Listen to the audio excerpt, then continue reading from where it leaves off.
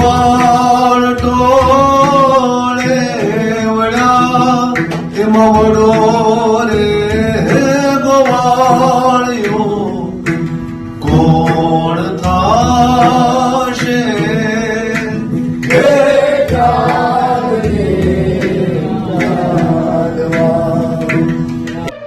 અમદાવાદમાં ગુંજશે ભક્તિના સૂર.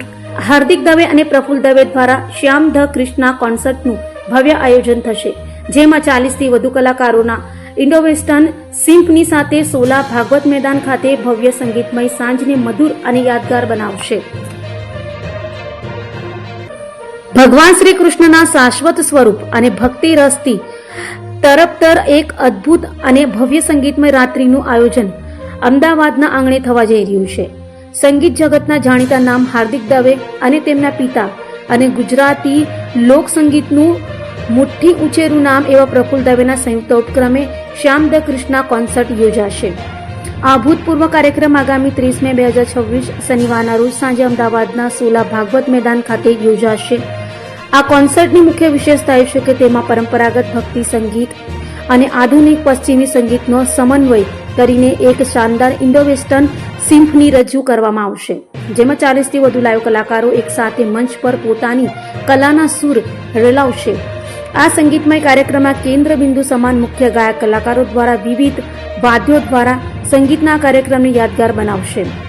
આ પ્રસંગે પિતા ગાયક પ્રફુલ્લભાઈ દવે, પુત્ર હાર્દિક દવે અને પુત્રી ઈશાની દવે આ કોન્સર્ટ વિશે પત્રકારોને માહિતીગાર કર્યા હતા અને સર્વેને આ સંગીત અને સંસ્કૃતિના સમન્વયને માણવા આમંત્રિત કર્યા હતા.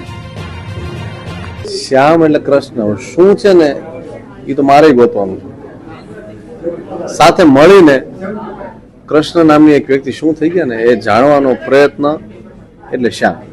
જાણી શકાય એ દૂરની વાત છે, પણ અત્યારે તો સંગીતથી એને માણતા આપણે આગળ વધીએ. પણ આ સવાલનો બીજો જયારે જવાબ આપું ત્યારે મને એવું લાગે છે કે કૃષ્ણ સંગીતમાં સૌથી વધારે ગવાણા છે. જેમ બુદ્ધ ભગવાનની સૌથી વધારે મૂર્તિ આ પૃથ્વીમાં બની છે, એમ સંગીતમાં સૌથી વધારે ગવાણા હોય તો કૃષ્ણ છે. ગામડાથી માંડીને શહેર સુધીના દરેક લોકોએ કૃષ્ણને અલગ અલગ રીતના ગાયા છે. આ 30મી મે સોલા ભાગવત વિદ્યાપીઠની જગ્યામાં અમે કૃષ્ણના ગીતો ગાવાના છે, કે જેમાં કૃષ્ણના જન્મથી લઈને મૃત્યુ સુધીના ગીતો, જેમાં કૃષ્ણ ગોકુળમાં હતા ત્યારના ગીતો, કે પછી મીરાબાઈની દ્રષ્ટિએ કૃષ્ણ નિરાકાર હતા એ ગીતો. એક બહુ મોટો જે કૃષ્ણનો જે એક વર્તુળ છે એનું સંગીતનું, એને આવરી લેવાનો અમારો પ્રયત્ન 30મી તારીખે છે. મારું એવું માનવું છે કે હવે આપણે લોક સંગીતના જે વાદ્યો છે ગુજરાતના, મહારાષ્ટ્રના, રાજસ્થાનના અને બીજા અલગ અલગ રાજ્યોના, એને આપણે હવે એના વર્કશોપ કરાવીને એના શોઝ કરાવીને આપણે એને લોકોની વચ્ચે મૂકવા જોઈએ. અમે રાજસ્થાનથી કલાકારને ખાસ બોલાવ્યા છે કે તમે તમારા ગામડાના ઇન્સ્ટ્રુમેન્ટ છે, કમાયચા, મુરલી, એ લઈને આવો. ગુજરાતના લોકવાદ્યોની સાથે મળીને આપણે વાત મૂકીએ અને એવી રીતના વાત મૂકીએ કે તમારી સાથે પશ્ચિમના ઇન્સ્ટ્રુમેન્ટ્સ હોય. એટલે એક પૂર્વ અને પશ્ચિમનું મિલન અમે આ શ્યામમાં કરી રહ્યા છીએ. મને લાગે છે કે એનાથી આવનારા ઘણા બધા યુવાનોને, યુવતીઓને મદદ મળશે એવો અમારો પ્રયત્ન છે. કારણ કે ભજન જેવા વિષયને તમે જો કોન્સર્ટ જેવડા આકારે મૂકો તો પછી તમારે ઘણી બધી ચેલેન્જ છે કે કઈ રીતના મૂકવું જોઈએ, કઈ રીતના એ જે દિવસે મૂકો છે એના આગલા દિવસોમાં વાત કરવી જોઈએ, વાતને પહોંચાડવી જોઈએ.